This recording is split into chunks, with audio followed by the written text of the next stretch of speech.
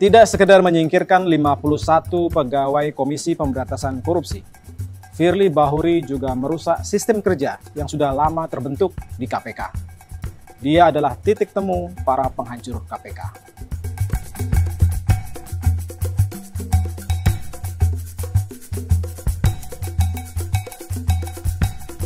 Ketua KPK, Komisaris Jenderal Polisi Firly Bahuri, adalah titik kumpul pertemuan sejumlah kepentingan yang ingin KPK segera masuk liang kubur. Ada partai politik yang gerah karena banyak anggotanya rajin ditangkapi KPK dalam berbagai kasus korupsi. Ada presiden dan jajaran pembantu-pembantunya yang atas nama pembangunanisme menilai kerja KPK membuat investor jeri masuk ke Indonesia atau pejabat takut mengambil keputusan. Ada pengusaha-pengusaha hitam yang senantiasa khawatir laku lajak mereka terendus oleh KPK. Karena itu, Firly Bahuri adalah harapan untuk mereka yang rungsing oleh sepak terjang KPK. Sejak terpilih 2 tahun yang lalu di Dewan Perwakilan Rakyat, Firly sudah mulai membusukkan proses kerja di KPK. Kita tahu tes wawasan kebangsaan yang sengaja dibuat untuk menyingkirkan para penyidik yang selama ini militan memberantas korupsi hanyalah puncak dari rangkaian peristiwa-peristiwa dan proses yang membuat KPK kehilangan taji. Misalnya, proses pengambilan keputusan pimpinan KPK yang semula kolektif kolegial, di mana setiap pimpinan KPK punya porsi keputusan yang sama, kini sudah tidak berlaku lagi. Sebagian dari mereka merasa terintimidasi, ada yang mengaku diikuti, dikuntit sepak terjangnya. Bahkan salah satu pimpinan KPK pernah mau mundur karena merasa iklim kerjanya sudah tidak sehat lagi. Contoh lain ada dalam proses penyelidikan dan penyidikan perkara. Kerahasiaan dalam proses sekarang diterabas. Kebocoran informasi sangat mudah terjadi. Dalam banyak kesempatan gelar perkara, Firly biasanya memotret bukti-bukti, sesuatu yang sebelumnya tak terbayangkan bisa terjadi. Walhasil kita melihat sejumlah kasus jalan di tempat.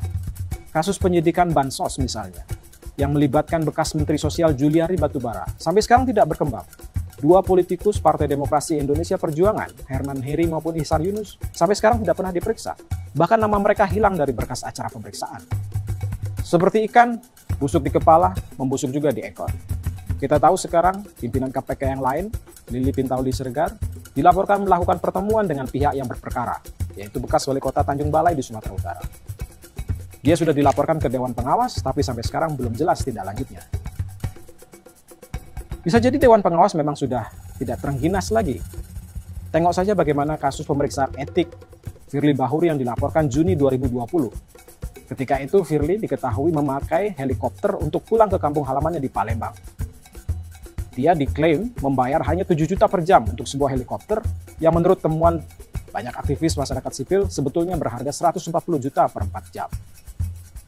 Diduga Firly bahkan tidak menyewa helikopter tersebut, melainkan mendapat pinjaman.